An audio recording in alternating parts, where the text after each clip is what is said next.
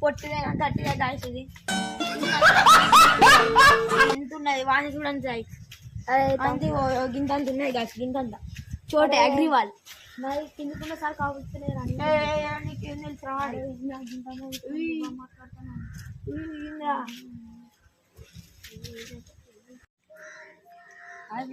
ఏదైతే నాది మా ఇంటికాడ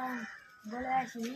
వాళ్ళేదో మా అన్న చూడండి ఫ్రెండ్స్ దాన్ని పెంచడం వస్తలేదు పెంచే విధానం తెలియదు మా అన్నకైతే